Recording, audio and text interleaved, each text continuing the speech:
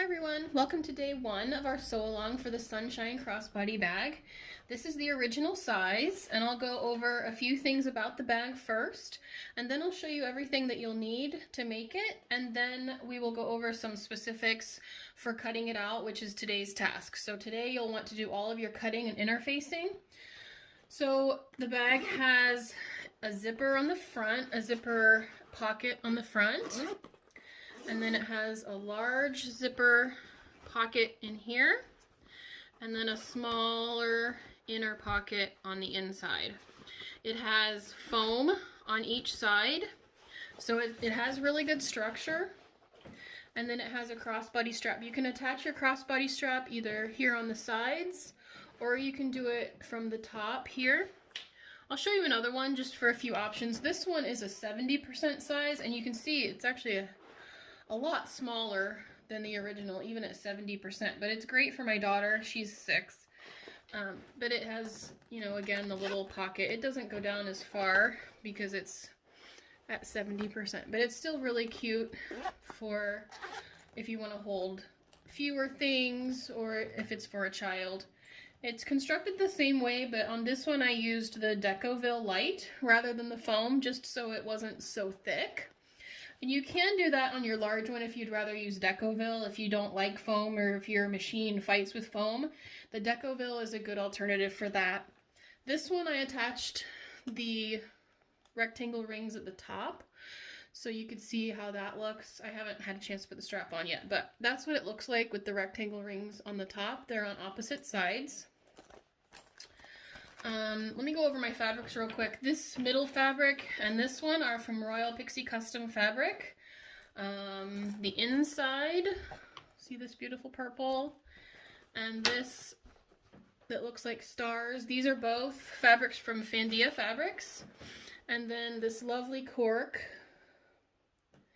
Can get a good picture of it. I love this cork. It's so super easy to work with, and it came together really easily on this bag, and it looks great. It really makes it pop. So I recommend Fandia's cork, absolutely. Okay, so let's go over a few of the things that you'll need. The first fabric you'll need is your main exterior fabric. I'll be using this Space Collage from Royal Pixie Custom Fabric. It's actually on pre-order right now, so if you like this one, make sure to go pick it up. You'll also need an interior lining fabric, and this one I use for the two insides right here. And then I've been using just a plain, rather than using something fancy for the inside of my pockets. I've just been using a plain, and that helps cut down on costs a little bit. So I just used the plain black because it's a little bit cheaper than using my fancy lining fabrics. And then you'll want your fabric to go on the edges here. This is the cork that I was talking about.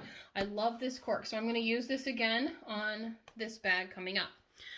The next thing you'll need is some hardware. So you'll need zippers, and the pattern will tell you how long to cut this. Let me see. It is 11 inches or longer, and it says if you're using zipper tape, then to add 1.5 to 2 inches. Adding an inch was plenty for me, so I would cut one at 12 inches and then one at 9 inches. For your interior zipper, I used a number 3 zipper on this, and I'll show you how to use the number 3 zipper when we're making it. So if you do use a number 5, I'll give a little bit different instructions for that, but that one you'll cut at 8 inches. Okay, and you also obviously need zipper pulls. Since I'm using a number 3 zipper for the inside, I'm just using 2 zipper pulls and 2 D-rings with a slider for the crossbody. And then we have 2 of our swivel clips here.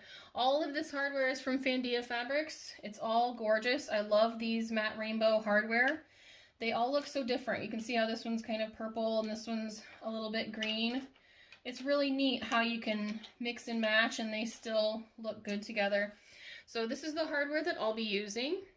The last thing we need to talk about is our interfacings. So the main one you'll use is woven interfacing. I use Woven Fuse 2. You can also use SF101 by Pellon if that's easier for you to get. Whatever woven interfacing, whatever woven interfacing you use will work for this. You also have your foam, which you'll cut. There's a specific pattern piece for this. If you want to keep your foam out of your seam, you can cut this piece. You can also use the normal piece in order to keep it in your seams. That's a choice you'll have to make based on your specific machine. Or this is the Decoville Light. You can use this instead of your foam, which is what I did in this one. It was just a lot smaller, and so it would have been hard to work with the foam. So I went ahead and did the Decoville, and it actually worked really seamlessly. So I would recommend that if your machine can handle it. Okay, next we'll go over some tips on how to actually cut everything out and get it interfaced. The first thing you'll need to decide is whether to cut your foam interfacing from the main piece or from this extra piece. And the extra piece is just a little bit smaller, so it'll keep it out of the seams. The main piece is the full, it'll cover the full thing if your machine can handle the foam. So that one's up to you. You'll also need to assemble this piece that has the A's, and I recommend leaving, I didn't on this one, so I'm a bad example, but leave a bit of paper on one of the edges so that you have some edge of paper that you can tape, and it's a lot easier when you do that. Okay, when you have everything cut, don't forget in the instructions there are a couple of other pieces that it will ask you to cut separately, including the connectors and the zipper end and also your handle. So you will want to go ahead and cut those as well, and there's not a pattern piece for those. This one doesn't need interfaced, so I'll set it aside, but you'll take your exterior pieces or your lining pieces and put your interfacing down. Make sure I have my glue on this side, so I'll put it down toward my piece in both cases. And then I use this Cricut heat press to do my interfacing. I like that it has the temperature on it. And it's just simple. It warms up really quickly and cools down fairly quickly.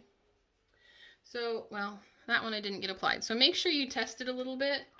Make sure you have it on there long enough. This one is applied. You can see it won't move. So you'll just want to go through and apply all of your woven interfacings to your pieces. Don't worry about your foam, or if you used Decoville instead of the foam. Don't worry about that piece until later. We'll do some of the construction, and then we'll be putting that piece in. So don't worry about that piece just yet. You can set that one aside. All you're doing is applying your woven interfacings to your fabrics for now. So when you're done with all your cutting and interfacing, you'll want to post a picture of your cut pieces with them interfaced on our post for day 1. You'll also want to make sure to include your zippers and your other hardware, just so you have everything together. All right, I will see you all tomorrow when we'll begin sewing. Bye, everyone.